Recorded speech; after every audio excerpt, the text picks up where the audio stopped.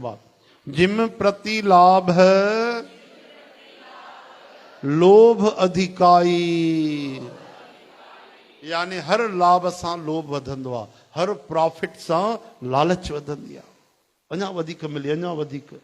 पहिरियों असां चवंदासीं भॻवान 100 रुपयो बसि ग़रीबीअ में खपे, ॾाढो बढ़िया, ॾाढा ख़र्च वधी विया आहिनि। 100 सालनि खां ई ॻाल्हियूं हलंदियूं।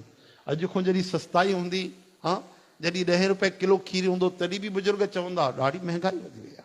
छो जो हिन महिल न ॾिसंदा आहिनि, पोइ ते ई ॾिसंदा आहिनि। हाणे महांगाई वधी आहे त छा हिन जो किराने में वधी आहे? कपिड़ो बि वधियो आहे। अगरि किरानो वधंदो त कपिड़ो बि वधाईंदा, लोह बि वधंदो, स्टील बि वधंदो, मज़दूरी बि वधंदी, न त गुज़ारो हलंदो कीअं? चओ हरे राम। तव्हां 1000 साल बि पोइ ते वेंदव त माण्हू ईअं चवंदा महांगाई ॾाढी वधी वई आहे। 1000 साल पोइ बि ईअं चवंदा ॾाढी महांगाई वधी वई आहे। महांगाई कॾहिं घटिजंदी आहे छा? चओ हरे राम। मुद्रा जो मूल्य किरे थो पियो। असांखे बचपन में 30 पैसा ख़र्ची मिलंदी,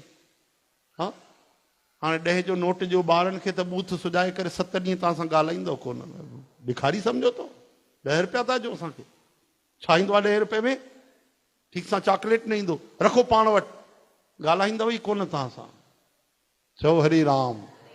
ॿियो कोई ठिकानो ॾिसंदा, चाचू चाचा आहे ठीकु आहे, पापा नथो ॾे त मम्मीअ खे पकड़ींदा वञी। चओ हरे कृष्ण। त हर लाभ सां लालच वधंदी आहे। ही अद्भुत मंत्र अथव इहो जीवन जो। 3000 में गुज़ारो थी वञे, भॻवान कुझु न खपे, धीरे धीरे पोइ 30,000 बि घटि थी विया। छा थो थिए? महांगाई जो ज़मानो आहे भैया। ईअं थोरी आहे केॾी महिल अवेल सवेल आहे। बीमारी आहे छा आहे? उहो कार्ड जो ठहियलु आहे, सरकार जो 5 लख। ठीकु आहे, ठहियलु आहे त मतिलबु छा आहे? केॾी महिल मकान आहे, दुकान आहे, छा आहे? ख़ुशी आहे, गमी आहे। जॾहिं तव्हां 30,000 में छॾना, हाणे 3000 उहो ई ज़मानो लॻल पियो आहे। दुनिया काथे पहुची वई आहे? चओ हरे राम। तोभां भाई तोभां। हिकिड़ा महात्मा पाण सां गॾु बसि कमंडल रखंदा पाणी पीअण जे लाइ, अरे मस्तु ख़ुशि रहंदा, कोई कमी न आहे, कोई गम न आहे। माण्हू चवंदा बाबा ॿियो कुझु न त कम से कम हिकिड़ो जोड़ो कपिड़नि जो रखंदा कयो। अरे चई कोई ॻाल्हि न आहे, भॻवानु हलाए थो, धोती आहे पातल, कॾहिं कोई ॾेई छॾींदो आहे, सभु कमु हले थो बढ़िया। हिकु ॾींहुं हिकिड़े कुते खे ॾिठऊं त नदीअ ते पाणी पियो पीए मुंहुं विझी करे। चई राम राम, अखियुनि में आंसू अची विया। अरे प्रभु हिनखे त हथ बि कोन्हनि, हे कमु हलाए थो वठे। मां ॿिनि हथनि वारो माण्हू जीवन भर हिनखे वेठो घुमाया, खणी करे उहो बि ठका कयूं नदीअ में, आयो लाल कयो। चई जॾहिं कुतो मुंहं सां पाणी पी थो सघे त मूंखे त हथ ॾिना आहिनि, मां हथनि सां त वधीक सरलता सां पाणी पी थो सघां।